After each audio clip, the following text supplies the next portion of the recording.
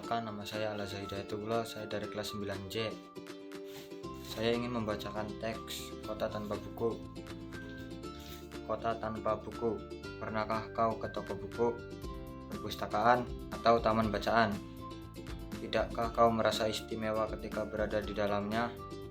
Di sekelilingmu ada berbagai tokoh dari dunia nyata dan hayal, tempat yang pernah kau kunjungi dan yang belum, informasi dan cerita dari masa lalu, masa kini, dan masa depan.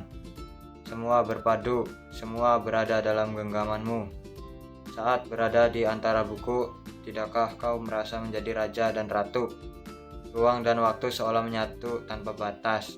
Kau bisa terbang, melintasi sekat negara dan melewati berbagai zaman. Kau bisa menyelam ke dalam samudra, melayang di angkasa, bercanda dengan aneka satwa, dan berkelana di tengah padatnya kota, juga di rimba raya.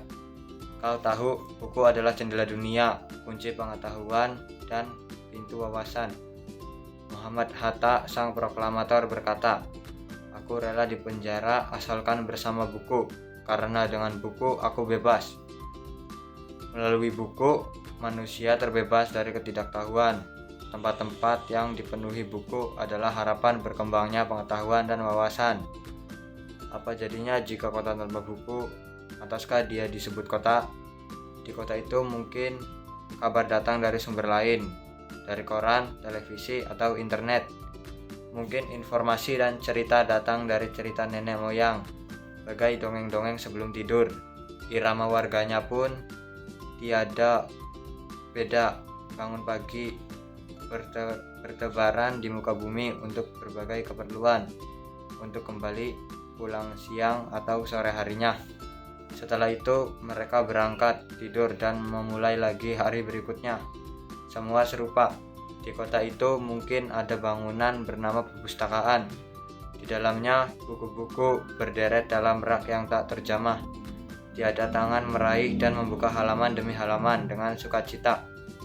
Mungkin juga ada tumpukan buku di sudut-sudut sekolah yang sepi dan berdebu, jarang dikunjungi, jarang dibaca. Buku-buku di sana teronggok tanpa nyawa. Bagaimana dengan kotamu?